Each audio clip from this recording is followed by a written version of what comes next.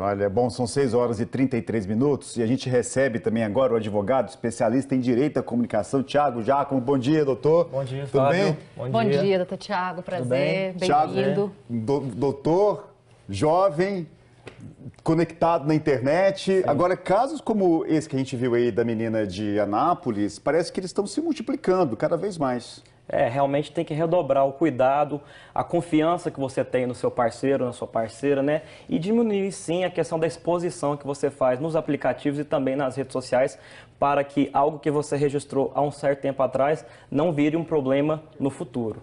Bom, e já tem pergunta chegando aqui, olha. O André Oliveira, ele quer saber se for difamado na internet, ele precisa se dirigir a uma delegacia específica ou não, e o que é necessário ter em mãos? Olha, por incrível que pareça, os crimes na internet são os mais fáceis de ser detectados, porque todas as provas das condutas criminosas estão lá. São as publicações, os compartilhamentos, as fotos, os vídeos. Então, o primeiro momento, ele deve recolher todo esse material que ele entende que fere a honra dele, né, porque aqui ele está alegando um crime contra a honra, e deve sim se dirigir até a delegacia para que seja instaurada uma investigação, e depois também... Que delegacia ele vai, doutor?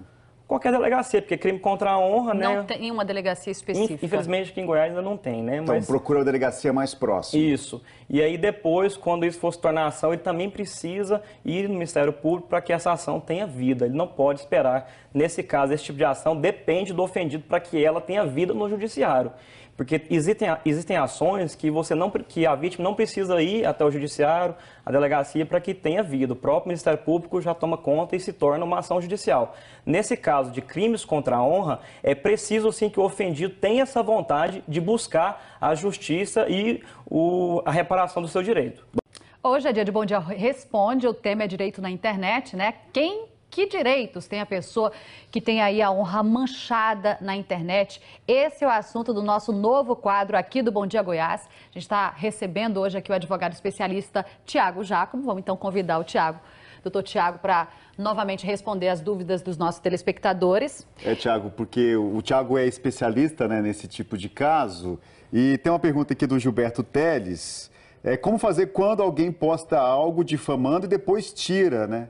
Ele tem como, mesmo assim, buscar os seus direitos? É o que ele pergunta. Isso é uma questão muito interessante, né? Porque apesar da internet dar as provas, né, as publicações, elas podem ser apagadas ou adulteradas. Então, no primeiro momento, quando se constata essa publicação ofensiva, faça o print, ou seja, tire a foto daquela publicação que está em algum lugar da internet. Em seguida, vá imediatamente a um cartório, procure um tabelião e faça um documento chamado ata notarial. O que é a ata notarial? Você vai apresentar ao funcionário do cartório aquela publicação, ele vai acessar do computador dele, vai constatar a veracidade daquilo que está na internet, vai transcrever justamente o que está postado lá e vai transformar esse documento em um documento que tem fé pública. Porque a partir do momento que você tem esse documento, a ata notarial, aquela publicação se torna comprovada e com fé pública. E a partir daí, a pessoa ofendida vai tomar as medidas cabíveis, tanto na esfera criminal, se for o caso, quanto na esfera civil, requerendo a reparação pelos danos morais e até mesmo procurando um advogado para que ajuize uma ação contra o provedor de internet para que essa publicação ofensiva seja removida de imediato da internet. É o que nós vimos agora no caso do Cristiano Araújo. No geral, essas ações, elas são rápidas? Depende muito do onde ela vai ser ajuizada, do juizado. Geralmente, essas situações são feitos pedidos liminares, em que o juiz analisa, sem consultar a parte que está sendo processada, se aquela ação, no caso, merece dar procedência em relação à remoção do conteúdo da internet.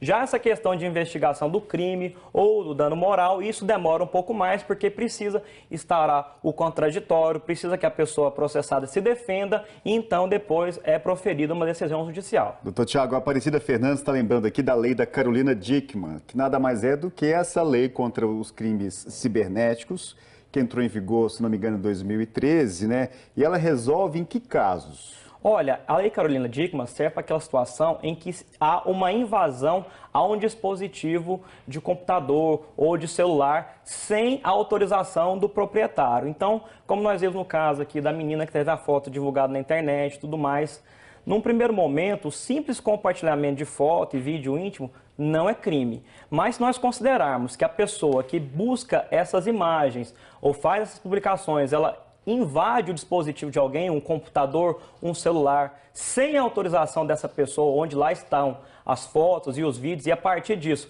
captura esse material e depois divulga na internet, aí nós já temos essa situação da lei da Carolina Dickmann, que é a invasão de um dispositivo móvel e a extração ou adulteração dos dados que estão ali nesse dispositivo. Doutor Tiago, tem a pergunta aqui também da Michelle, ela quer saber o seguinte: o que fazer quando o ofensor é um anônimo?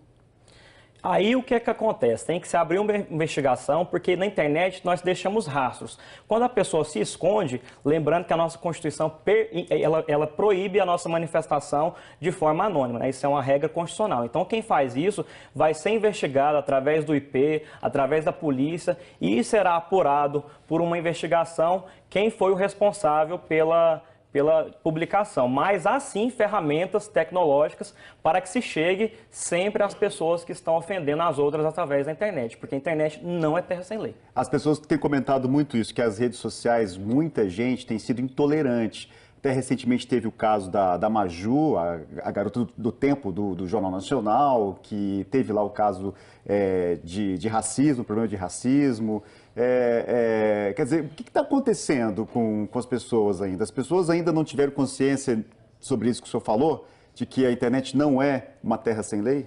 Eu acho que falta um pouco de bom senso na hora de se publicar, porque a rede social pode trazer benefícios ou malefícios. Cabe ao usuário definir como ele quer utilizar essa ferramenta. Então, nós já temos diversos casos aqui em Goiás, a nível de Brasil, que mostram justamente que não é uma terra sem lei e que os excessos são punidos. São considerados, às vezes, crimes, às vezes há uma reparação por danos morais. Então, eu acredito que falta, sim, do usuário um pouco de bom senso na hora de escolher como vai se comportar no ambiente virtual. E, às vezes, pode ser que nós cometemos até crimes por desconhecer as leis, como, por exemplo, hoje é muito comum nós encontrarmos acidentes de trânsito e, no primeiro momento, já ir lá e pegar o celular e começar a registrar a desgraça alheia, né? Já age por impulso. Isso, dependendo do contexto, pode ser considerado uma omissão de socorro, que é um crime.